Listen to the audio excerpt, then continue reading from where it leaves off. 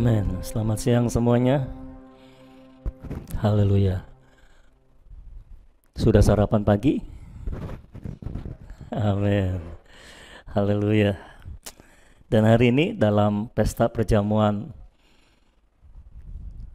tubuh Kristus di tempat ini, sudah siap untuk makan? Ya, saya berharap semua sudah siap untuk makan. Kita tidak ada di sini untuk belajar, karena kalau kita cuma belajar hanya akan membuat kita jadi pinter, tapi tidak membuat kita jadi hidup dan kuat. Tapi kita mau makan supaya kita menjadi hidup dan kuat. Saya ada di sini bukan untuk mengajar saudara, bukan untuk mengajar saudara untuk berperilaku baik. Karena perintah Tuhan yang pertama diberikan kepada manusia adalah soal makan, bukan soal perilaku. Jadi apa yang kita makan itu menentukan apakah kita akan hidup atau mati. Jadi hari ini pastikan kita makan firman bersama-sama supaya kita menjadi hidup oleh hidupnya Allah. Amin, saudara-saudara. Hari ini saya mau bicara tentang menjadi orang Kristen, artinya menjadi ciptaan baru. Galatia pasal 6 ayat 15, kita baca dulu ayatnya. Saya mengambil satu ayat terlebih dahulu di awal. Galatia pasal 6 ayat yang ke-15. Galatia pasal 6 ayat yang ke-15.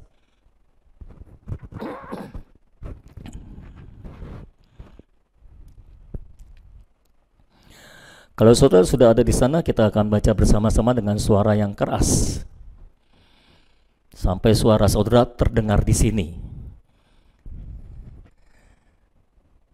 Oke, Galatia 6 ayat 15. Semua sudah ada di sana? Kalau sudah, kasih jempolnya. Semua sudah di sana? Oke. Galatia 6 ayat 15 sama-sama 2 3. Sebab bersunat atau tidak bersunat tidak ada artinya, tetapi menjadi ciptaan baru itulah yang ada artinya. Mari kita berdoa terlebih dahulu. Bapa dalam surga, kami mau makan firman Tuhan pada hari ini dalam pesta perjamuan tubuh Kristus di tempat ini. Kami berdoa Engkau sendiri akan memberi kami makan Tuhan. Engkau sendiri akan merawat kami, memelihara kami, menumbuhkan kami dengan makanan ilahi yang daripada Tuhan sendiri. Biarlah roti surga itu turun atas setiap kami pada hari ini, dan kami kembali makan dari roti hidup itu Tuhan, sehingga kami menjadi hidup dan kami menjadi kuat, dan kami benar-benar menjalani kehidupan kami sebagai ciptaan yang baru Tuhan. Terima kasih Bapa, kami percaya Engkau menjadikan kami orang-orang Kristen, bukan yang secara lahiriah Kristen, tetapi secara rohania kami adalah Kristen. Terima kasih Tuhan, berbicaralah kepada setiap kami mendengarkan firman Tuhan, beri kami makan Tuhan, beri kami kehidupan, beri kami kekuatan, dan Yesus Kristus Engkaulah roti hidup kami yang kami nikmati sebagai makanan kami. Di dalam nama Tuhan kami Yesus Kristus itu kami berdoa dan mengucapkan syukur. Haleluya. Amin. Amin. Saudara-saudara, Paulus berkata dalam Galatia pasal 6 ayat 15, bersunat atau tidak bersunat itu tidak ada artinya. Lalu apa yang ada artinya? Yang ada artinya bagi Paulus adalah ketika kita menjadi ciptaan baru, itulah baru berarti, kata Paulus. Apa yang Paulus ingin katakan sebetulnya? Paulus ingin menunjukkan bahwa kekristenan tidak menekankan soal peraturan lahiriah. Kekristenan bukanlah soal perkara-perkara lahiriah. Kekristenan bukan soal menekankan peraturan, liturgi, atau semua tata cara lahiriah yang ada, saudara-saudara. Kekristenan itu menekankan wahyu yang di dalam. Kekristenan menekankan kehidupan batinia yang di dalam. Itulah yang Paulus ingin tekankan. Ketika Paulus menulis surat ini, ada banyak orang-orang Yahudi, orang-orang Kristen Yahudi pada saat itu mau kembali kepada peraturan-peraturan lama mereka. Mereka mau menambahkan kekristenan dengan peraturan-peraturan lahiriah. Dan pada akhirnya mereka berbelok dari kekristenan yang sejati, yang bicara tentang yang batinia, tetapi mereka lebih suka memperhatikan hal-hal yang lahiriah. Saudara-saudara, nah, tanpa sadar sebetulnya ada banyak orang Kristen juga yang seperti itu, lebih memperhatikan perkara-perkara yang lahiriah, perkara-perkara yang di luaran, saudara-saudara. Nah, semua pelajaran yang dipelajari dan dilakukan di luar, Paulus bilang tidak ada artinya. Kalau engkau belajar untuk melakukan segala sesuatu yang di luar, tidak ada artinya. Karena kekristenan itu bukan perkara yang luaran. Kekristenan itu perkara yang di dalam, yang batinia. Semua yang kita pelajari, semua yang kita lakukan di lahir, di luar, itu tidak ada artinya. Itu bukan kekristenan, Paulus bilang, tetapi menjadi ciptaan baru, hidup berdasarkan hayat ilahi yang di dalam saudara itu, itulah yang ada artinya, dan itulah kekristenan saudara-saudara. Menjadi ciptaan baru, baru ada artinya. Menjadi ciptaan baru itu apa sih maksudnya Paulus? Menjadi ciptaan baru artinya saudara-saudara, kita telah dilahirkan kembali. Kita telah menerima hayat ilahi, kita menerima roti hidup, kita menerima kehidupan Allah di dalam kehidupan kita, di dalam diri kita, saudara. Kita menerima zoe, kehidupan Allah di dalam diri kita. Itulah menjadi ciptaan baru. Jadi menjadi ciptaan baru itu sama dengan hidup berdasarkan hayat ilahi, kehidupan Allah. Atau kata lain dari Alkitab adalah hidup di dalam roh, hidup menurut roh, hidup dipimpin oleh roh. Itulah semua tentang menjadi ciptaan yang baru. Saudara-saudara yang kasih oleh Tuhan, tanpa sadar, iblis membawa kekristenan keluar dari hal-hal yang ilahi kepada hal-hal yang manusiawi, dari hal-hal yang di dalam kepada hal-hal yang di luar, dari hal-hal yang batinia kepada hal-hal yang lahiria. Coba kalau saudara perhatikan apa yang diributkan oleh gereja pada hari-hari ini, apa yang diributkan oleh orang-orang Kristen pada hari ini, saudara-saudara, semua adalah perkara-perkara yang luaran. Saudara tahu sendiri, ada yang ribut-ribut tentang tentang perpuluhan, itu perkara luaran, saudara-saudara. Tentang pengajaran bahasa roh misalnya, apakah kita bahasa roh atau tidak, itu perkara luaran. Lalu ada yang meributkan juga tentang Tritunggal. Nah, itu perkara luaran semuanya, saudara. Kekristenan tidak bicara tentang apa yang kita pelajari di luar, apa yang kita lakukan di luar. Kekristenan adalah wahyu yang di dalam, perkara batinia yang di dalam, di mana kita telah dilahirkan kembali dan kita menerima kehidupan Allah di dalam hidup kita.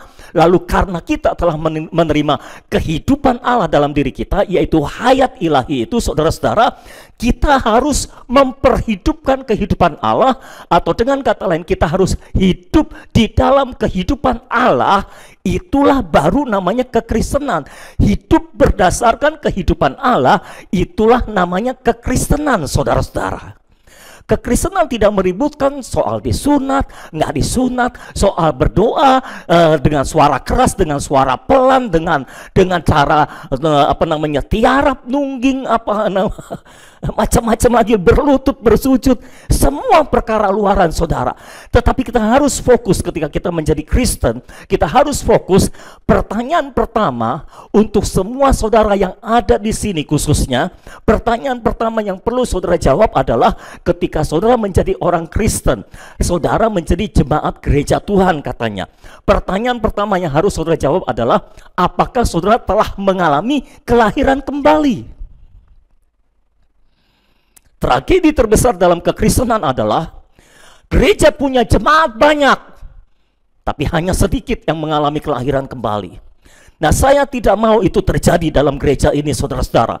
Saya mau setiap orang yang berada dalam gereja ini, setiap orang yang berada di bawah pengayoman rohani saya, telah mengalami kelahiran kembali. Saya harus memastikan setiap saudara telah mengalami kelahiran kembali dalam hidup saudara. Saudara telah menerima penebusan oleh kuasa darah Yesus. Saudara telah menerima kehidupan Allah dalam diri saudara. Dan saudara dengan kesadaran engkau akan hidup berdasarkan kehidupan Allah yang sudah ada di dalam diri saudara. Itulah orang Kristen. Itulah kekristenan, saudara-saudara. Menjadi ciptaan baru, itulah kekristenan. Ada suami istri yang ribut gara-gara berdoa. Suaminya ngomel karena merasa istrinya doa kurang kuat, suaranya kurang keras. Nah, istrinya tipe lembut, saudara, Maklum, itu istrinya wanita, makhluk halus, saudara-saudara. Jadi kalau doa nggak bisa keras, maunya doanya lembut gitu, saudara. Maunya doanya nggak bisa kenceng-kenceng kayak suaminya. Suaminya maunya kenceng-kenceng, saudara. Ribut gara-gara doa. Lalu suaminya bilang, kamu doa kurang keras, makanya kamu jadinya lemah, nggak kuat. Gitu. Lalu istrinya ribut, saya kan perempuan, kamu kan laki-laki, kamu suaranya keras, kamu nggak pakai toa aja udah kayak pakai toa gitu, saudara-saudara, suaranya. Aku kencengnya juga pelan gitu, saudara. Ribut gara-gara doa. Nah, saudara-saudara, adalah hal yang tidak masuk akal kalau suami istri Kristen ribut gara-gara bagaimana caranya berdoa. Nggak masuk akal. Mengapa saudara tidak fokus untuk mempertanyakan? Ini saudara orang Kristen. Oke, orang Kristen. Apa maksudnya orang Kristen? Orang Kristen artinya orang yang telah dilahirkan kembali, mengalami kelahiran kembali. Oke, apa artinya dilahirkan kembali? Dilahirkan kembali artinya saudara sudah ditebus oleh kuasa darah Yesus. Semua dosa-dosamu sudah dihapuskan. Engkau sudah dibebaskan dari hukum dosa dan hukum maut. Sekarang engkau harusnya hidup dalam hukum roh kehidupan, hukum roh hayat, saudara-saudara. Telah dilahirkan kembali, telah ditebus dosanya, telah dikuburkan bersama dengan Yesus, telah dibangkitkan bersama dengan Yesus. Sekarang engkau milik Yesus dan Yesus milikmu. Engkau punya kehidupan Yesus di dalam hidupmu. Engkau punya hayat ilahi, kehidupan Allah di dalam dirimu. Lalu setelah jadi orang Kristen, dilahirkan kembali, memiliki kehidupan Allah di dalamnya, apa yang harus kau lakukan? Engkau harus hidup berdasarkan kehidupan Allah yang ada di dalammu itu. Bukan lagi hidup berdasarkan manusia lama, tetapi hidup berdasarkan ciptaan baru, manusia baru yang ada di dalam saudara. Nah, selama saudara belum hidup berdasarkan kehidupan Allah yang ada di dalam saudara, saudara belum menjalani kehidupan Kristen. Saudara mungkin KTP-nya Kristen, tapi saudara belum jadi Kristen. Saudara belum jadi Kristen. Saudara belum menjalani kehidupan sebagai orang Kristen. Menjalani kehidupan sebagai orang Kristen adalah saudara hidup sebagaimana Kristus hidup. Saudara hidup dengan kehidupan Kristen, dengan kehidupan Kristus. Menjadi orang Kristen artinya saudara berkata, aku hidup, tapi bukannya aku lagi yang hidup, melainkan Kristus yang hidup di dalam aku. Dan hidupku yang kuhidupi sekarang adalah hidup oleh iman di dalam Yesus Kristus. Itulah kekristenan, itulah menjadi orang Kristen, saudara-saudara. Itu sebabnya pada hari ini saya mau kita bercermin dengan firman Tuhan, saudara-saudara. Saya mau memberikan beberapa contoh dalam Alkitab, dari tokoh Alkitab, dan beberapa contoh ini juga saya dapati merupakan pintu-pintu masuk kekristenan, pintu-pintu masuk yang selama ini ada banyak orang Kristen masuk melalui pintu itu, dan ketika mereka masuk melalui pintu itu, mereka pikir mereka telah menjadi orang Kristen. Padahal sebetulnya pintu-pintu ini bukanlah pintu-pintu masuk menjadi orang Kristen, saudara-saudara. Yuk kita langsung aja bahas ya. Contoh yang pertama adalah Paulus. Ini adalah pintu tradisi. Filipi pasal 3. Filipi pasal 3 ayat 3 sampai ayat yang ke-8. Hari ini biarlah Roh Kudus menyoroti hati kita semuanya, menerangi kita, sehingga semua orang yang belum dilahirkan kembali akan dilahirkan kembali pada hari ini.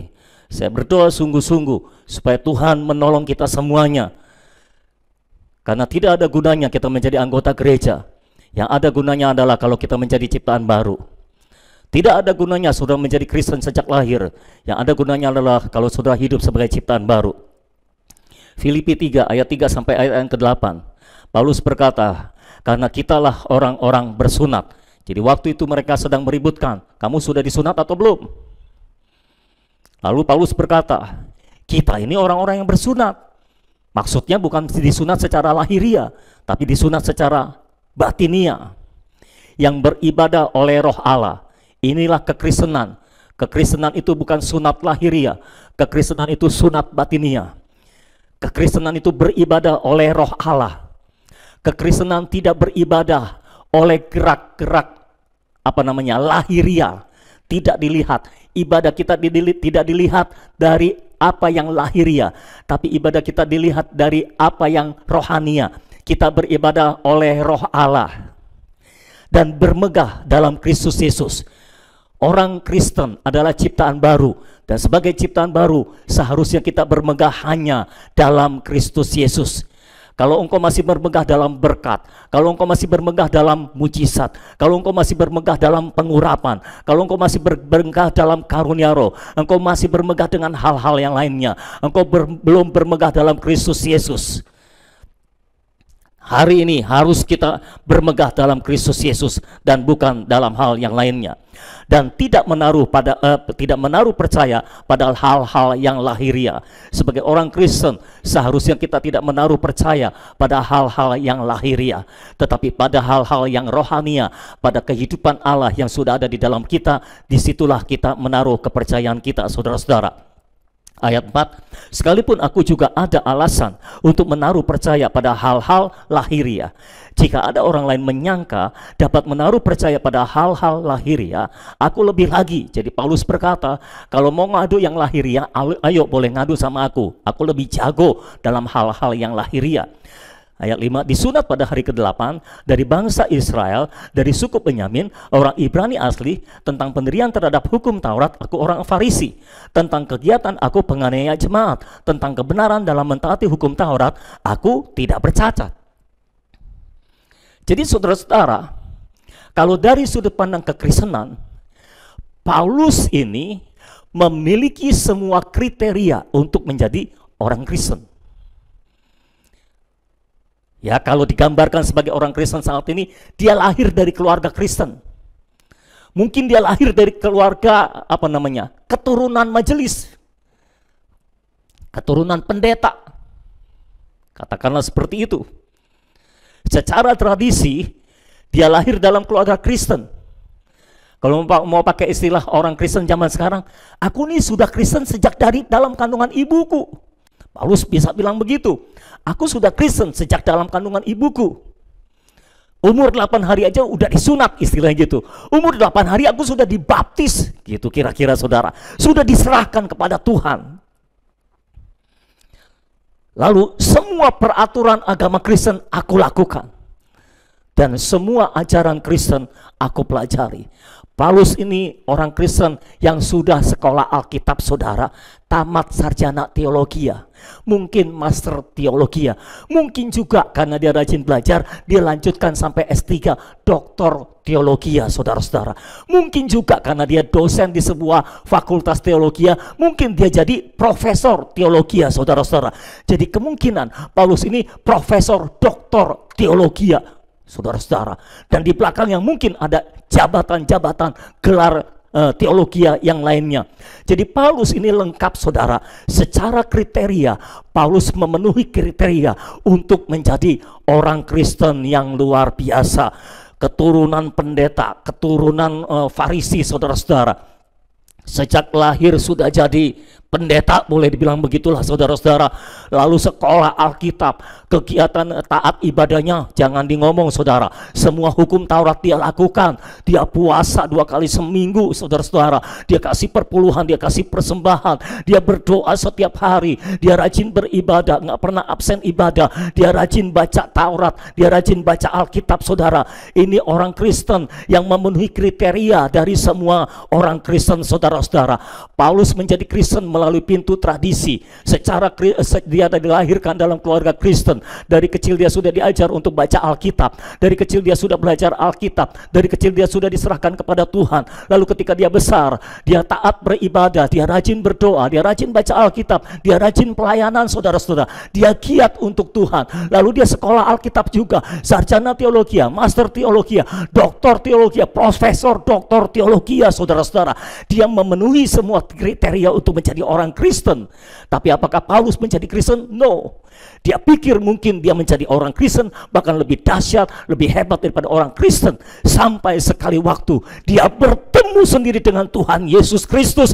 Dia menerima wahyu tentang Yesus Kristus. Maka sejak saat itu dia berkata, ternyata semua yang ku anggap hebat selama ini, semua yang ku megah-megahkan selama ini, tidak ada apa-apanya ketika aku bertemu dengan Kristus. Maka ayat 7 dia berkata, tetapi apa yang dahulu merupakan keuntungan bagiku, sekarang ku anggap rugi karena Kristus. Malahan segala sesuatu ku anggap rugi karena pengenalan akan Kristus Yesus Tuhanku lebih mulia daripada semuanya. Oleh karena dialah aku telah melepaskan semuanya itu dan menganggapnya sampah supaya aku memperoleh Kristus. Saudara-saudara, Paulus, saudara-saudara, secara tradisi memenuhi semua kriteria untuk menjadi orang Kristen, tetapi dia tetap bukan orang Kristen, saudara-saudara.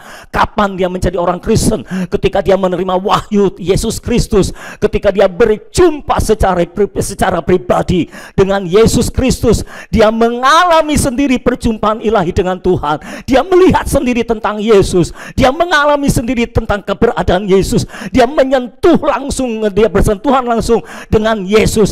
Dia menerima wahyu ilahi di dalam rohnya tentang Yesus Kristus. Tentang saat itulah matanya terbuka bahwa Yesus adalah Tuhan, bahwa Yesus adalah juru selamat, bahwa Yesus adalah Allah. Dan sejak saat itu dia menyerahkan dirinya di bawah kaki Kristus dan dia berkata, semua yang kuanggap untung sekarang kuanggap rugi, semua yang kuanggap berharga dulu sekarang kuanggap sampah.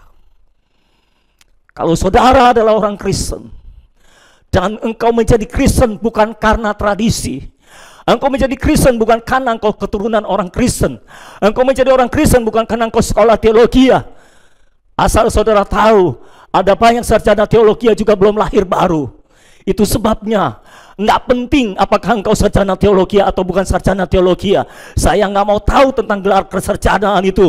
Itu bukan patokan untuk menjadi orang Kristen. Patokan untuk menjadi orang Kristen adalah apakah engkau telah lahir kembali, apakah engkau telah menerima hayat Kristus di dalam dirimu, apakah engkau telah berjumpa dengan Kristus dalam hidupmu. Itulah kelahiran kembali, itulah kekristenan saudara. Itulah menjadi ciptaan baru yang baru ada artinya. Ketika seseorang bertemu dengan Kristus, ketika seseorang bersentuhan langsung dengan Kristus di dalam wahyu ilahi, maka semua yang lain di luar Kristus dianggapnya sampah. Karena pengenalan akan Yesus Kristus lebih mulia daripada segalanya. Engkau belum sungguh-sungguh mengenal Kristus sebelum engkau merasa bahwa semua yang selain Kristus itu sampah. Semua yang hebat, semua yang luar biasa, yang dulu engkau sembah, yang dulu engkau puja, yang dulu engkau megahkan, tapi ketika engkau sudah berjumpa dengan Kristus sendiri, semua yang dulu hebat itu seketika cuma jadi sampah buat saudara. Karena begitu mulanya Yesus, saudara-saudara. Kekristenan adalah tentang bagaimana engkau menerima hayat Allah dan hidup di dalam hayat Allah. Hayat Allah adalah pemberian Allah. Kehidupan Allah adalah pemberian Allah. Yesus berkata, pencuri datang hanya untuk mencuri, membunuh, dan membinasakan. Tapi aku datang untuk memberikan kehidupan dan kehidupan yang berkelimpahan. Itulah yang saya maksud dengan hayat Allah, kehidupan Allah. Bahasa Yunaninya zoe, saudara-saudara. Itu adalah pemberian Allah. Kita menerima hayat Allah itu ketika kita lahir baru. Tapi bagaimana kita bisa menerima hayat Allah itu ditentukan oleh pengenalan kita akan Kristus Yesus. Dan pengenalan kita akan Kristus Yesus ditentukan oleh wahyu yang kita terima dari Allah, saudara-saudara. Jadi yang pertama kali ketika saudara menjadi orang Kristen, yang harus saudara alami adalah menerima wahyu ilahi di dalam roh saudara. Saya ulangi, menjadi Kristen bukanlah tentang saudara rajin pergi ke gereja. Menjadi Kristen bukanlah tentang saudara lahir dalam keluarga Kristen. No, itu bukan kekristenan. Menjadi Kristen adalah ketika saudara menerima wahyu ilahi di dalam roh saudara tentang Yesus Kristus. Maksudnya apa menerima wahyu ilahi? Seorang yang menerima wahyu ilahi, ketika kita menerima wahyu ilahi, kita mengalami di dalam roh kita, kita bertatapan langsung dengan Tuhan Yesus. Kita bersentuhan langsung dengan Tuhan Yesus. Kita merasakan sendiri kehadirannya ada di depan kita, saudara-saudara. Kita mengetahui sendiri bahwa Yesus adalah Tuhan, bahwa Yesus adalah Allah, bahwa Yesus adalah juru selamat. Itu sebabnya orang yang telah mengalami wahyu ilahi, dengan sendirinya dia bisa berkata di mulutnya bahwa Yesus adalah Tuhan, bahwa Yesus adalah Allah, bahwa dia adalah juru selamat, dia adalah raja di atas segala raja. Dia ngomong kayak gini bukan karena ikut-ikutan apa kata orang. Ada banyak orang Kristen mungkin bisa berkata, "Iya, aku orang Kristen, aku percaya Yesus adalah Tuhan." Pertanyaan saya, apakah engkau telah menerima wahyu ilahi bahwa Yesus adalah Tuhan? Saudara tahu beberapa orang Kristen katanya, lalu dalam tanda kutip pindah ke agama lain, saudara-saudara. Pertanyaan saya, mengapa mereka bisa pindah ke agama lain? Selama ini mereka mengaku Yesus itu Tuhan, mereka mengaku Yesus itu juru selamat. Tapi permasalahannya adalah dari mana mereka bisa mengaku Yesus itu Tuhan? Kalau engkau mengaku Yesus itu Tuhan cuma dari engkau mendengar orang lain mengatakannya, lalu engkau ikut mengatakannya, engkau belum jadi Kristen. Kalau engkau cuma mengaku Yesus itu juru selamat karena mendengar orang lain mengatakannya, lalu engkau ikut mengatakannya, engkau belum jadi Kristen. Lalu kapan engkau jadi Kristen? Ketika engkau menerima wahyu ilahi tentang Yesus dan dengan sendirinya, tanpa disuruh, tanpa diberitahu, engkau sendiri bisa mengatakan dengan mulutmu, engkau sendiri bisa memberikan kesaksian dengan mulutmu, dengan kesadaran sendiri, ya Yesus itu Tuhan, aku tahu pasti dia itu Tuhan. Dan pengetahuan yang engkau terima berdasarkan wahyu ilahi tidak bisa diganggu gugat, itu sah, itu mutlak, itu absolut. Itu sebabnya saya percaya orang yang sungguh-sungguh telah mengalami kelahiran kembali, orang yang sungguh-sungguh telah menjadi ciptaan baru, tidak bisa pindah agama. Nggak bisa. Orang yang pindah agama itu kemungkinan besar belum mengalami kelahiran kembali. Tapi orang yang telah mengalami kelahiran kembali tidak bisa, saudara. Karena dia sendiri telah mengetahui secara langsung di dalam rohnya. Dia menerima dari pewahyuan itu secara langsung di dalam rohnya. Dia tahu bukan karena diberitahu oleh orang lain. Dia tahu karena dia sendiri menerima wahyu itu daripada Tuhan. Dan itu sebabnya dengan gagah, dengan tanpa takut, dia mengatakan, ya Yesus itu Tuhan. Yesus itu Tuhan. Sekarang banyak orang Kristen bicara tentang antikristus. Nanti kalau antikristus sudah berkuasa, kamu nanti kalau disuruh pilih, mau ngaku Yesus Tuhan atau digorok, kamu pilih mana? Digorok atau mengaku Yesus Tuhan? Asal saudara tahu, kalau engkau telah menerima pewahyuan bahwa Yesus itu Tuhan dalam hidupmu, dalam rohmu, engkau tidak bisa akan menyangkali, engkau tidak akan bisa menyangkali bahwa Yesus itu bukan Tuhan. Engkau tetap akan berkata, Yesus itu Tuhan, sekalipun engkau digorok. Kenapa? Engkau telah menerima pewahyuan ilahi dalam dirimu. Tapi kalau engkau mengaku Yesus itu Tuhan, cuma dengar dari apa kata orang, lalu saudara ikut-ikutan ngomong Yesus itu Tuhan, ya kalau disuruh pilih, ayo pilih Yesus Tuhan atau digorok, ya tentu saudara pilih jangan digorok gitu, saudara. Ya udah, Yesus bukan Tuhan, Yesus bukan Tuhan. Tapi kalau saudara sendiri sudah mengalami pewahyuan itu, bersentuhan langsung dengan Yesus yang adalah Tuhan, engkau tidak akan pernah bisa mengingkari itu. Engkau tidak akan pernah bisa menyangkali itu. Itulah kekristenan, saudara-saudara. Paulus sebelum dia bertemu dengan Yesus, dia merasa orang yang paling luar biasa, paling rohani, paling beragama, paling taat. Lalu dia melihat orang Kristen yang sudah berjumpa dengan Tuhan Yesus. Dia bilang, ini orang apa-apaan sih nih?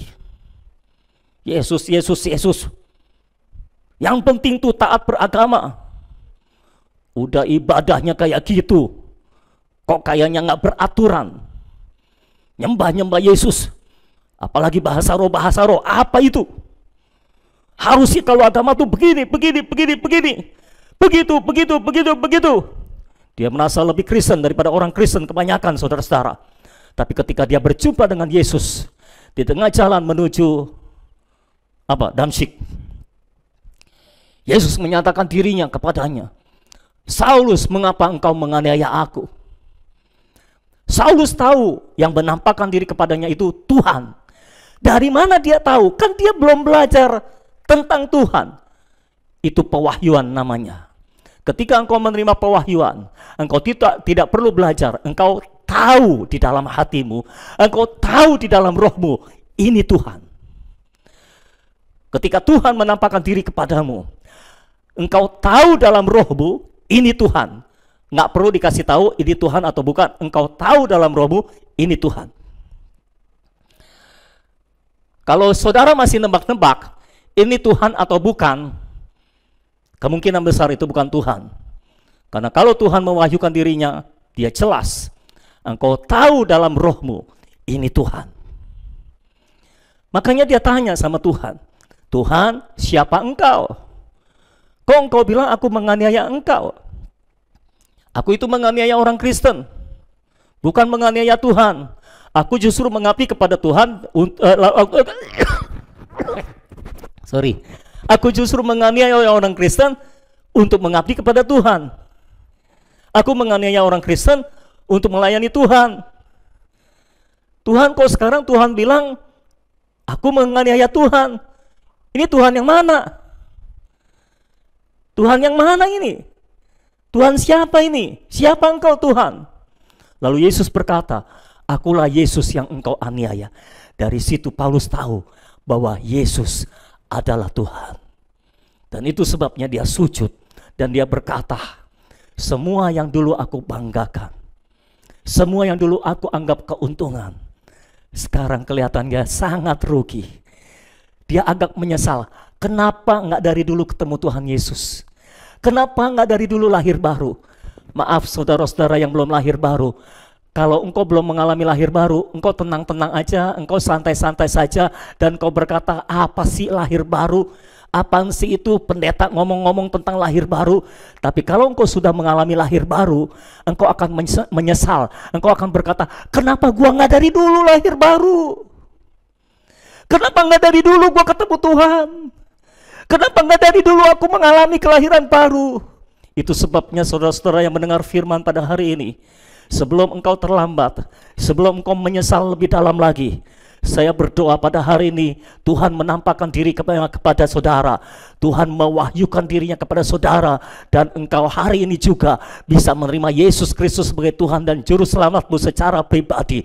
Dan hari ini juga engkau mengalami pewahyuan ilahi itu. Hari ini juga engkau berjumpa dengan Tuhan Yesus di dalam rohmu. Hari ini juga engkau mengalami pewahyuan ilahi tentang Tuhan Yesus. Engkau bertatapan langsung dengan Tuhan Yesus. Engkau bersentuhan langsung dengan Tuhan Yesus. Dan engkau sendiri menerima dia di dalam rohmu. Dan engkau sendiri tahu di dalam rohmu bahwa dia memang Tuhan, bahwa dia memang Allah, dan tidak ada Allah lain selain dia, saudara-saudara. Jadi kekristenan adalah mengalami wahyu ilahi di dalam kita, sehingga kita mengalami kelahiran kembali. Kita ditebus dosa kita dan kita menerima hayat ilahi. Kita menerima kehidupan Allah. Kehidupan Allah inilah yang kita harus hidupi setiap hari. Kita harus tinggal di dalam Kristus. Maksudnya tinggal dalam kehidupan Allah ketika kita lahir baru dan kita setiap hari hidup di dalam kehidupan Kristus. Itulah yang menyebabkan kita bisa hidup sebagaimana Kristus hidup, saudara-saudara. Kekristenan bukanlah soal peraturan agama. Kekristenan adalah soal pewahyuan di dalam.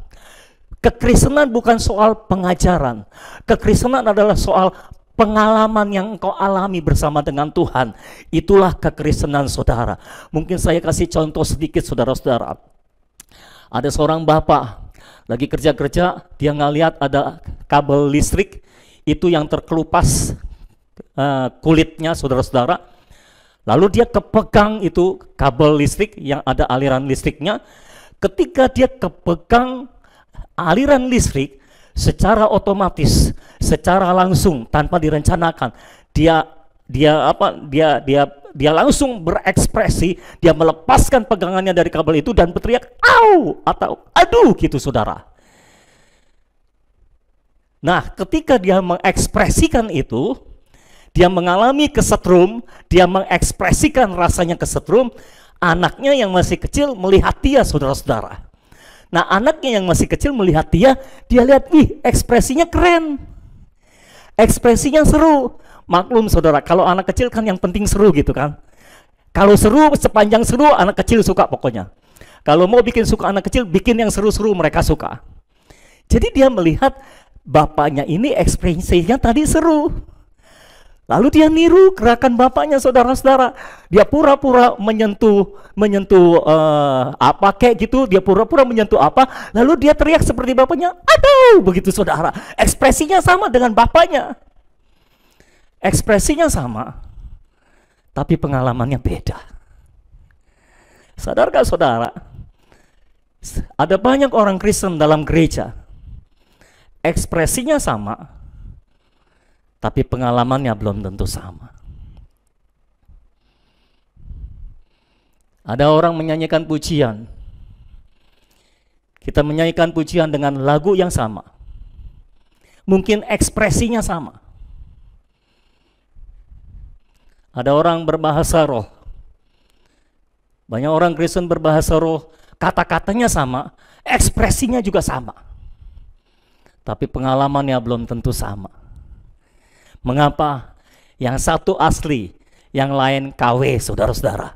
Yang satu asli, original, yang lainnya tiruan, saudara-saudara. Kita nyanyi, ku kan menari dan bersuka karenamu, oh Yesusku, dan ku kan minum airmu bagai rusa rindu, selalu ku hidup dalammu. Gerakannya mungkin bisa sama, nadanya mungkin bisa sama, suara saudara mungkin lebih bagus daripada suara saya bahkan saudara-saudara. Ekspresinya sama, tapi yang di dalam belum tentu sama saudara. Dan saya beritahu saudara, kekristenan bukan soal ku kan menari dan bersuka, lalu saudara menari, benar-benar menari. Kekristenan bukan soal yang di luar ininya nih saudara. Kekristenan itu soal yang di dalamnya itu. Karena di luarmu bisa menari, pertanyaannya di dalammu menari atau tidak? Yang di luar seharusnya merupakan ekspresi dari yang di dalam. Kalau yang di luar bukan merupakan ekspresi dari apa yang terjadi di dalam, maka percayalah, tidak ada hubungannya antara yang di luar dan yang di dalam. Yang di luar baru punya hubungan dengan apa yang di dalam, kalau yang di luar merupakan ekspresi dari apa yang ada di dalam. Si bapak menyentuh aliran listrik langsung dengan ekspresif, dia berkata, "aduh." Gerakannya begitu, "aduh" saudara. Si anak meniru ekspresi bapaknya, "aduh." Gerakannya mungkin sama saudara. Gerakannya mungkin sama, tapi yang terjadi di dalam beda. Si bapak merasakan sendiri sentuhan aliran listrik itu, dan ekspresi dia atau tidak di luar itu merupakan ekspresi yang dari dalam. Si anak cuma membuat ekspresi di luar tanpa merasakan apapun di dalam. Bagaimana engkau bisa mengekspresikan apa yang terjadi di dalam? Kalau sesuatu terjadi di dalam saudara, ekspresi itu nggak bisa diatur saudara. Kalau sesuatu terjadi di dalam saudara, otomatis saudara akan berekspresi. Kalau saya kesetrum, otomatis saya berekspresi atau. Tapi kalau tidak ada yang terjadi di dalam, kita mau ekspresi kayak apapun, nggak ada artinya. Itulah yang Paulus maksudkan, kamu disunat, tapi kamu nggak jadi ciptaan baru, nggak ada artinya. Kamu ngurusin ekspresi yang di luar, tapi nggak ada terjadi apapun di dalam sini, nggak ada artinya. Makanya disunat nggak disunat itu nggak ada artinya. Menjadi ciptaan baru, baru ada artinya. Saya berdoa supaya semua saudara yang mendengar firman ini sejak hari ini, camkan ini.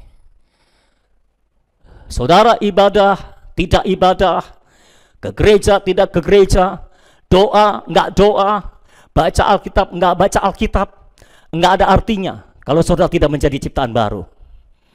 Kalau saudara menjadi ciptaan baru, baru engkau baca Alkitab sebagai ekspresi dari apa yang terjadi di dalam, itu baru ada gunanya.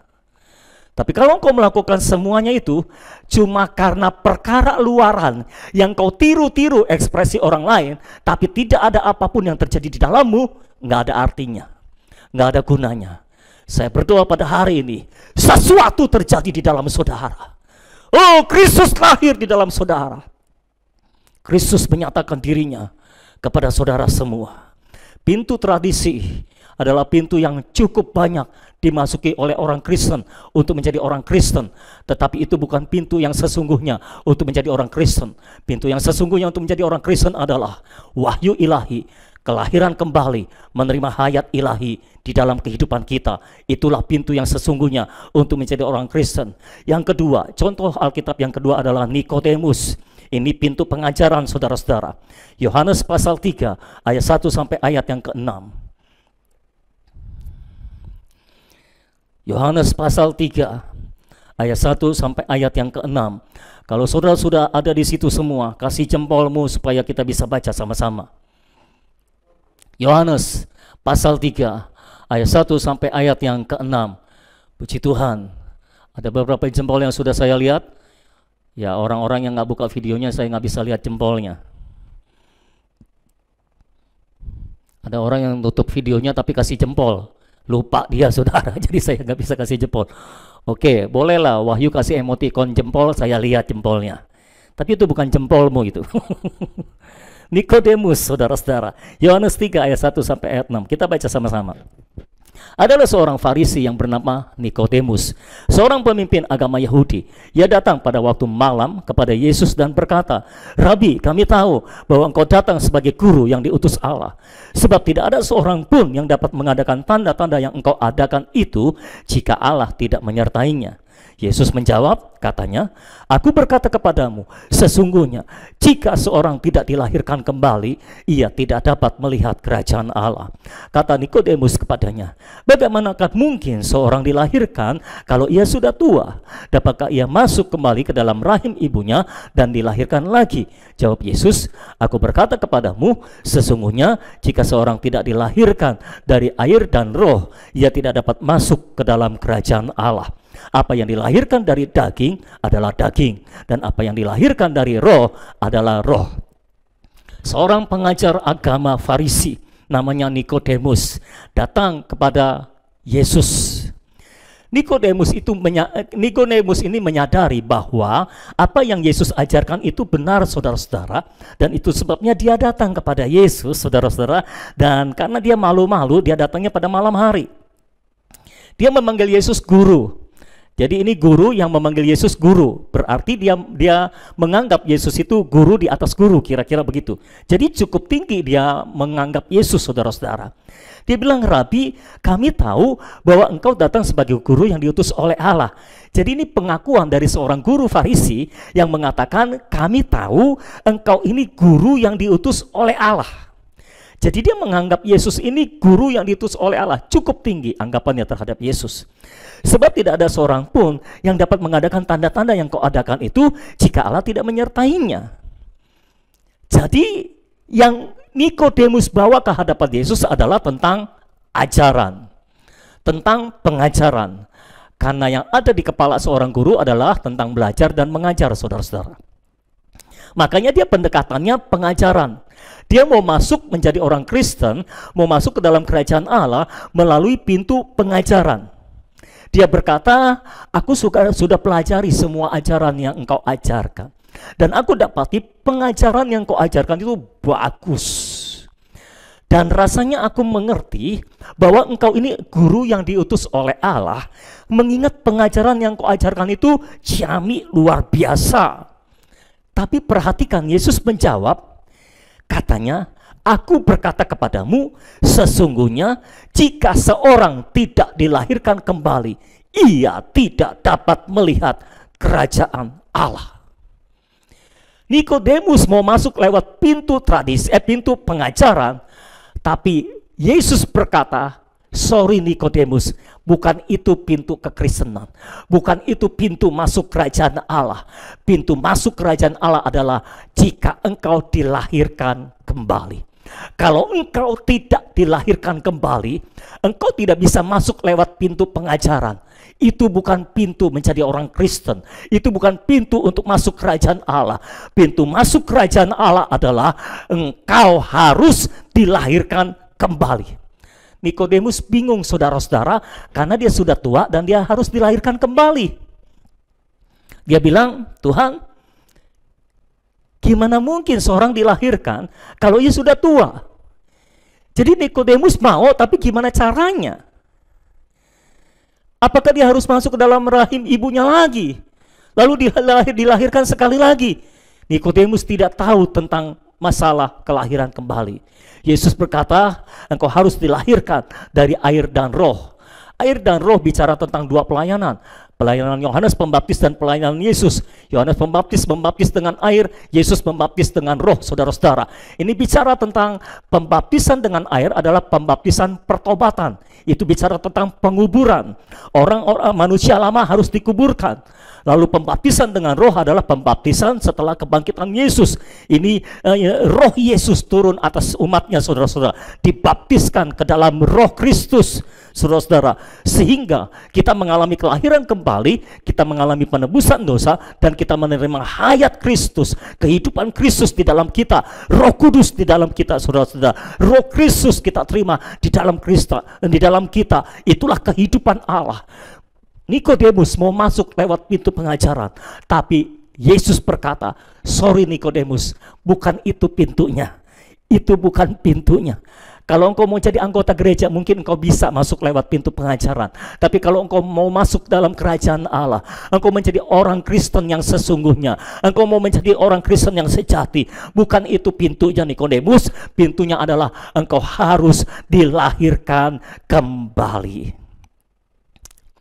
Banyak orang Kristen berpikir kalau mereka sudah ikut pemahaman Alkitab, pendalaman Alkitab, lalu mereka memahami Alkitab, mereka ngerti tentang doktrin Allah Tritunggal, mereka ngerti tentang doktrin Allah, tentang doktrin Yesus Kristus, tentang doktrin keselamatan, tentang doktrin Roh Kudus. Mereka berpikir mereka sudah paham semua ajaran Alkitab, mereka sudah paham semua ajaran kekristenan, lalu mereka berpikir mereka sudah jadi Kristen dengan cara memahami semua ajaran tentang kekristenan. Tapi Yesus berkata, sorry, bukan itu pintunya. Itu bukan pintu menuju kerajaan sorga, bukan itu pintunya untuk masuk dalam kerajaan Allah. Kalau engkau cuma mau jadi anggota gereja, mungkin itu pintunya. Tapi kalau engkau sungguh-sungguh mau masuk menjadi warga negara kerajaan Allah, pintunya cuma satu, yaitu engkau harus dilahirkan kembali. Jadi saudara-saudara yang dikasihi oleh Tuhan, semua yang mendengarkan suara saya pada hari ini, kalau engkau belum dilahirkan kembali, sorry, engkau tidak bisa menjadi orang Kristen karena engkau memahami pengajaran Kristen. Engkau tidak bisa menjadi orang Kristen karena engkau mengagumi Yesus. Bahkan Nikodemus mengagumi Yesus sebagai guru yang diutus oleh Allah. Tapi kalaupun engkau sudah mengagumi Yesus, engkau berkata, Yesus itu pengajar yang luar biasa, Yesus itu penuh kasih yang luar biasa, dia rela mati buat semua orang.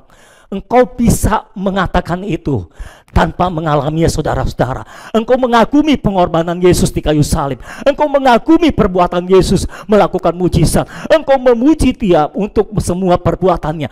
Tapi mengagumi Yesus bukan pintu menuju kerajaan Allah. Mengagumi Yesus pun belum masuk kerajaan Allah. Cara satu-satunya untuk engkau menjadi warga negara kerajaan Allah, cara satu-satunya untuk engkau masuk ke dalam kerajaan Allah adalah dengan cara dilahirkan kembali. Tidak ada cara lain. Maksudnya gimana? Saya harus ngapain? Apakah saya harus masuk ke rahim ibu saya lagi? Enggak perlu. Secara jasmani, engkau lahir dari rahim ibumu, engkau keluar, engkau dilahirkan dari benih bapakmu secara jasmani. Tetapi dilahirkan kembali artinya engkau dilahirkan dengan benih ilahi, engkau dilahirkan dengan benih dari sorga. Itulah namanya kelahiran yang dari Allah, kelahiran kedua, kelahiran kembali. Secara jasmani engkau dilahirkan oleh ibumu dari rahim ibumu, tetapi secara rohani engkau dilahirkan dari rahim rohani orang tua rohanimu. Engkau dilahirkan oleh Roh Kudus, oleh firman Allah, benih ilahi tertanam di dalam diri saudara. Dan engkau dilahirkan kembali dengan benih yang baru, yaitu benih ilahi, hayat Allah di dalam diri saudara. Itulah yang menyebabkan saudara bisa hidup sebagaimana Allah hidup. Saudara bisa hidup sebagaimana Kristus hidup. Jadi kalau saudara belum dilahirkan kembali, walaupun saudara sudah memahami semua pengajaran tentang kekristenan, bahkan mungkin saudara menguasai semua bahasa Alkitab, tapi maaf, bukan itu pintunya, bro. Pintu untuk menuju kerajaan Allah hanya satu, yaitu dilahirkan kembali. Ketika engkau menerima wahyu ilahi tentang Yesus Kristus dan engkau mengakui Dia Tuhan, Dia Allah, Dia Juru Selamat, saat itulah engkau ditebus dosamu dan engkau menerima hayat yang baru, hayat ilahi, kehidupan Allah di dalam dirimu. Dan dengan cara seperti itulah engkau harus hidup sebagai ciptaan baru. Engkau memahami semua pengajaran, engkau mengagumi Yesus, tidak ada artinya. Yang ada artinya adalah kalau engkau dilahirkan kembali, kalau engkau menjadi ciptaan baru, baru ada artinya. Yang ketiga adalah orang banyak. Pintunya adalah pintu berkat dan mujizat. Dan apa yang dikatakan oleh Alkitab benar-benar mewakili apa yang terjadi. Ini benar-benar pintu bagi orang banyak. Kebanyakan orang Kristen masuk melalui pintu ini, pintu berkat dan mujizat. Yohanes pasal 6. Yohanes pasal 6 ayat 26 dan 27. Yohanes pasal 6, kita baca dulu ayat 26 dan 27 sambil saya jelaskan pelan-pelan. Yohanes 6 ayat 26 27. Semua sudah ada di situ? Kasih jempolmu kalau sudah ada di situ. Oke, kita bisa baca sama-sama ayat 26. Yesus menjawab mereka, "Aku berkata kepadamu, sesungguhnya kamu mencari aku bukan karena kamu telah melihat tanda-tanda, melainkan karena kamu telah makan roti itu dan kamu kenyang." Haleluya, puji Tuhan. Sebelumnya ada peristiwa di mana Yesus memberikan makan kepada 5.000 orang laki-laki. Ya, kepada 5.000 orang Yesus memberikan makan, membuat mujizat untuk memberi makan kepada 5.000 orang. Lalu setelah peristiwa itu mereka cari-cari Yesus lagi. Dan Yesus ngomong dengan terus terang, "Kamu itu mencari aku bukan karena melihat tanda, bukan karena melihat tanda ajaib yang mengarah kepada Kristus," maksudnya gitu, "melainkan karena kamu telah makan roti itu dan kamu kenyang." Jadi gini loh maksudnya saudara. Saudara tahu tanda kan? Contoh katakanlah, saudara mau pergi kemana? Ke Bandung. Kan suka ada tanda di jalannya saudara. Bandung lurus, Sukabumi kanan misalnya gitu. Ini misalnya saja. Ya nggak usah benar, namanya juga contoh saudara. Bandung lurus, Sukabumi kanan. Saudara kan mau ke Bandung ya. Kalau saudara melihat tanda, saudara akan melihat tanda itu dan mengambil tandanya.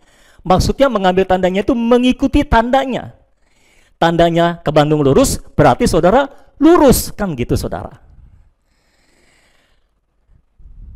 Nah ini saudara bukan mengikuti tandanya lurus, saudara malah melihat tandanya itu keren, tandanya itu asik, ini bagus nih gambarnya gitu saudara katakan. Jadi saudara stop di tanda. Saudara bukan mengikuti tanda, tapi saudara berhenti di tanda. Yang namanya tanda itu untuk menunjukkan arah atau untuk menunjukkan jalan, bukan tujuan saudara namanya tanda. Saudara paham apa yang saya sampaikan? Paham ya? Yang namanya tanda itu bukan tujuan. Tanda itu mengarahkan kita kepada tujuan. Nah banyak orang saudara-saudara, Yesus bikin mujizat, Yesus memberi berkat, itu tanda yang mengarahkan mereka kepada tujuan, tapi bukan itu tujuannya. Nah banyakkan orang ini saudara-saudara bukan cari tujuannya, tapi cari tandanya. Jadi tandanya itu dipakai sebagai tujuan. Inilah yang saya bilang, banyak orang Kristen menjadi orang Kristen masuk melalui pintu berkat dan mujizat. Ayo, jangan-jangan saudara ada di sini juga gara-gara pintu berkat dan mujizat. Ke gereja sana lu diberkati. Kamu punya masalah ya? Mau mengalami mujizat, ke gereja sana lu dapat mujizat. Lalu saudara jadi Kristen, masuk melalui pintu berkat dan mujizat.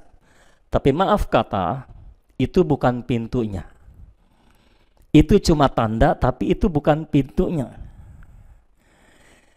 Makanya Yesus bilang dalam ayat 27, bekerjalah bukan untuk makanan yang akan dapat binasa, melainkan untuk makanan yang bertahan sampai kepada hidup yang kekal, yang akan diberikan anak manusia kepadamu, sebab dialah yang disahkan oleh Bapa Allah dengan meterainya.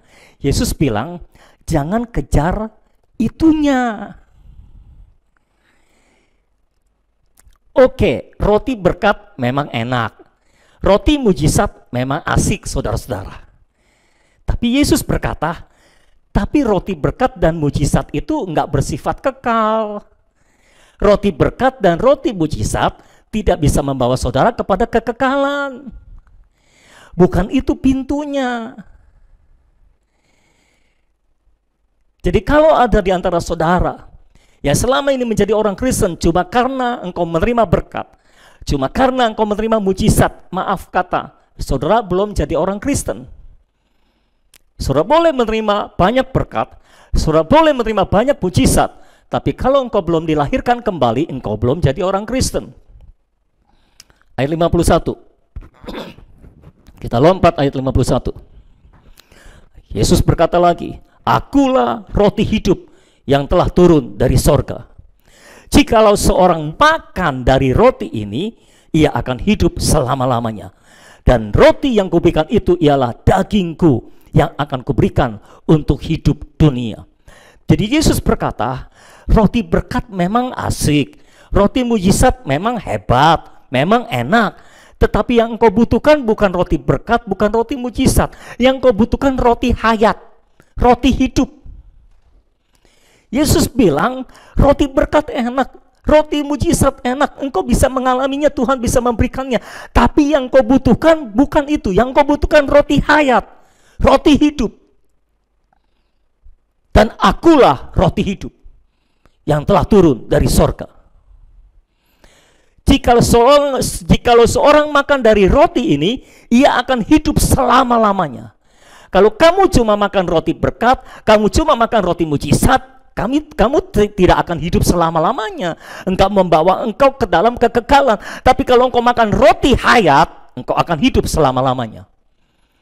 Dan roti yang kuberikan itu ialah dagingku yang akan kuberikan untuk hidup dunia. Roti itu adalah dagingku. Roti adalah hayat nabati, daging adalah hayat hewani, saudara-saudara. Hayat nabati untuk perawatan, untuk pemeliharaan. Kalau kita makan nasi itu kan hayat nabati, saudara. Itu untuk perawatan tubuh.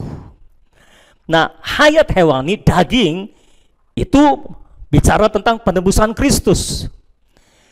Makanya ketika kita menerima Kristus, kita menerima daging, kita juga menerima roti hidup. Kita menerima penebusan oleh darah Yesus, karena hayat hewani harus mengeluarkan darah. Tapi juga kita menerima hayat nabati itu, yaitu roti hidup. Kita menerima hayat ilahi itu, roti hidup itu, di dalam Kristus, saudara-saudara. Itulah kelahiran kembali. Jadi Yesus ingin mengatakan kepada orang-orang yang mau menjadi Kristen lewat pintu berkat dan pintu mujizat. Yesus berkata, roti berkat memang enak, roti mujizat memang baik, tapi yang engkau butuhkan adalah roti hayat. Dan akulah roti hayat yang telah turun dari sorga. Jikalau seorang makan dari roti ini, ia akan hidup selama-lamanya. Dan roti yang kuberikan itu ialah dagingku yang akan kuberikan untuk hidup dunia. Nah, perhatikan saudara-saudara, ketika mereka menerima roti berkat, ketika mereka menerima roti mujizat, mereka bersukaria. Mereka merasa mereka jadi pemenang. Tapi ketika Yesus menawarkan roti hayat, inilah respon mereka. Ayat 52. Orang-orang Yahudi bertengkar antara sesama mereka dan berkata, bagaimana ia ini dapat memberikan dagingnya kepada kita untuk dimakan? Jadi ketika Yesus menawarkan roti hayat, roti yang mereka butuhkan sesungguhnya, mereka malah bertengkar.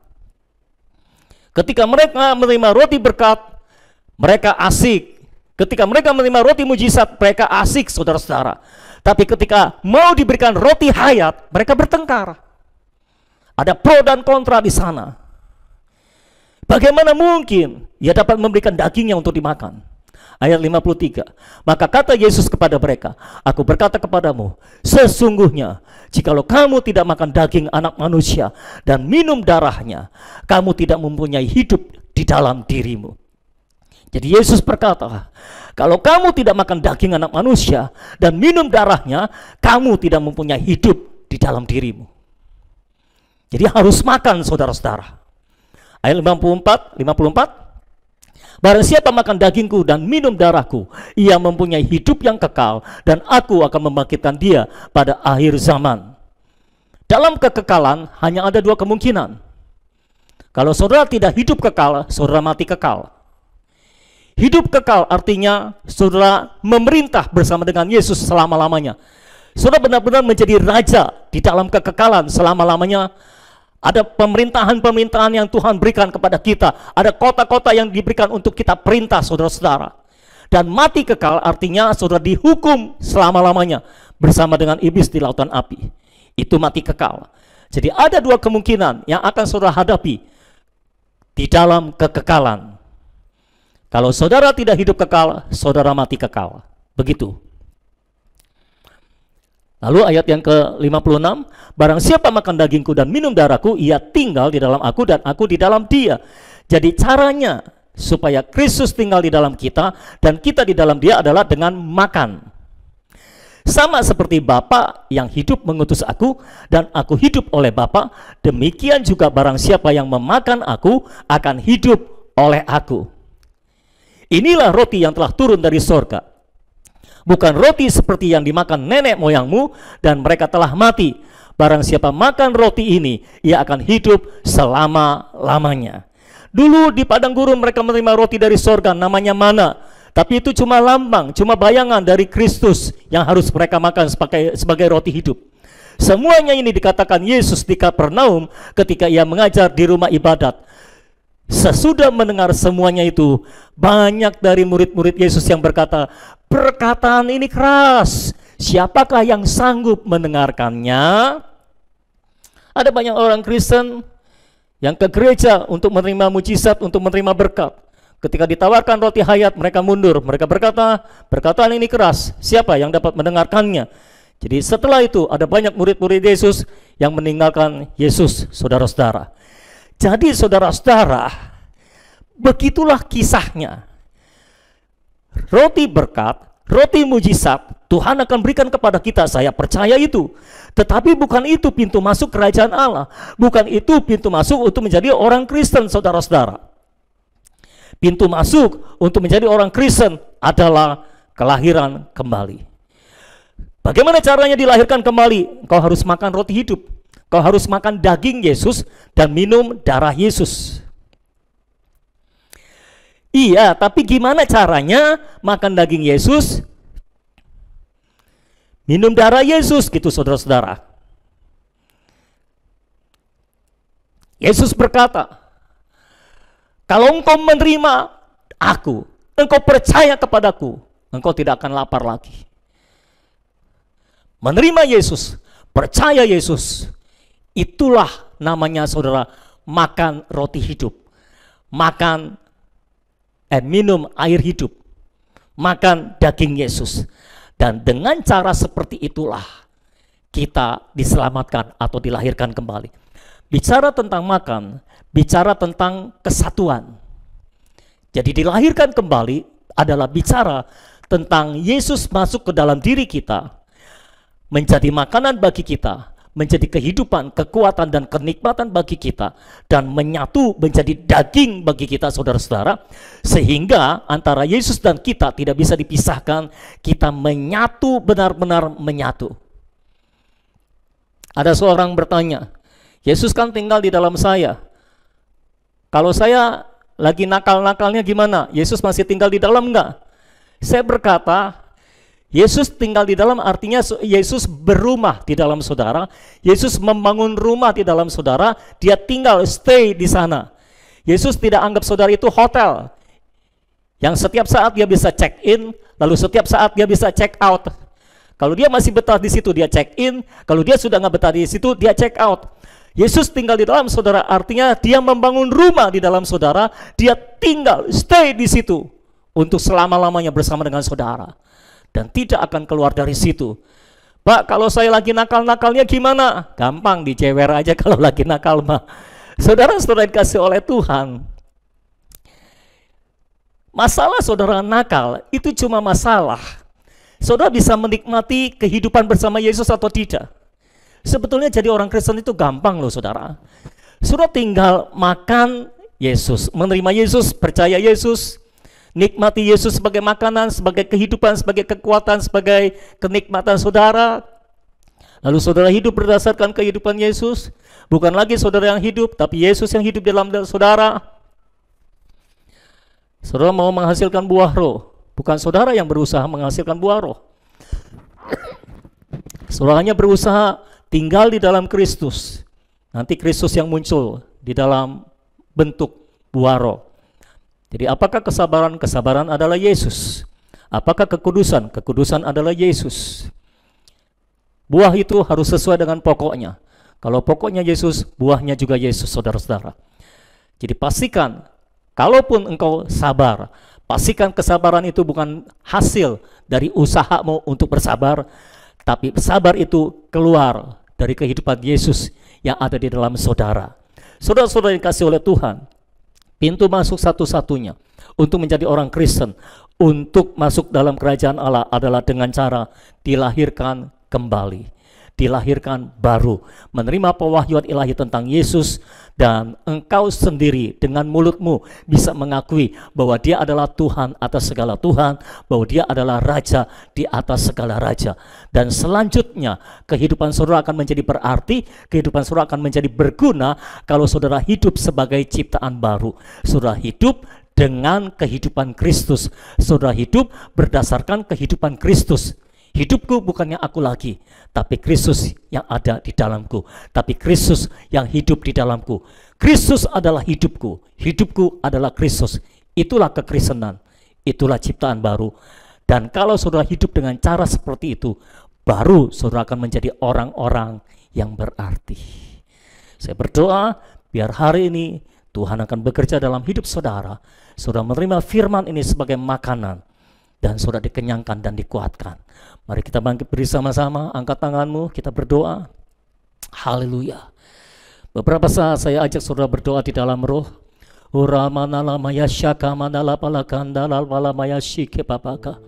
Urala mama adalah mana kata kata adalah papa ya shiki beda mana kuhu dalam pada kata tada pasyadaka. Urala mama adalah pada kata taria la pasaha dari bilik kita dari mana kata tada pasyada kede la payataka. Urala mama mudihila manilah shiki nela mana hurela patu takara tu tidak la patu hote kepala ya shaka. Ropa maburi di bidaku urala mama tetiki hira la pasyiki dalam mana kata tada pasyada. Bapa, hamba berdoa, biarlah kuasa-Mu tercurah atas kami semua Tuhan. Oh, kuasa Roh Kudus tercurah atas kami semua Tuhan. Berikan pewahyuan ilahi itu kepada setiap kami Tuhan. Jadikan kami orang Kristen yang sejati Tuhan. Jadikan kami orang-orang Kristen yang lahir baru Tuhan. Kalau saudara mau dilahirkan baru pada hari ini, berdoa kepada Tuhan, minta Tuhan masuk dalam hatimu, katakan kepada Dia, engkau percaya kepada Dia, engkau menerima Dia sebagai roti hidup, engkau menerima Dia sebagai penebusan dosamu, engkau menerima Dia sebagai hayat yang baru, hayat yang ilahi masuk ke dalam diri saudara. Bapa, aku minta pewahyuan ilahi tercurah pada hari ini di tengah-tengah kami semuanya Tuhan. Di setiap orang yang mendengarkan firman ini Tuhan, terbukalah telinga mereka, terbukalah mata rohani mereka Tuhan. Pewahyuan masuk datang dalam hidup mereka Tuhan. Dan biarlah nama Yesus dibesarkan, dipermuliakan Tuhan. Oh, jamah setiap kami, jamah setiap kami, jamah setiap kami Tuhan, jamah setiap kami Tuhan. Haleluya. Kami butuh roti hayat. Kami tidak butuh roti mujizat, roti berkat Tuhan. Engkau akan berikan itu dengan sendirinya. Tapi kami butuh roti hayat. Kami minta roti hayat, roti hidup itu masuk dalam kami, menjadi makanan bagi kami pada hari ini Tuhan. Kami mau makan dari roti hidup itu Tuhan. Kami mau makan dari roti hidup itu. Haleluya, haleluya. Terpujilah namamu Tuhan. Terpujilah namamu Tuhan. Terpujilah namamu Tuhan. Haleluya, haleluya. Saya percaya Tuhan menjamah kehidupan setiap saudara. Dengan kekuatan kuasa ilahinya, Dia akan mengangkat engkau kepada level yang baru dalam kekristenanmu. Dan engkau benar-benar menjadi Kristen yang sejati, menjadi seorang ciptaan baru, hidup berdasarkan hayat ilahi. Haleluya. Ku kan menari dan bersuka karenamu, oh Yesusku. Dan ku kan minum airmu bagai rusa rindu. Selalu ku hidup dalammu, dan hidupmu di dalamku, oh Yesusku. Kau sangat ku cinta. Haleluya. Thank you Jesus, thank you Jesus.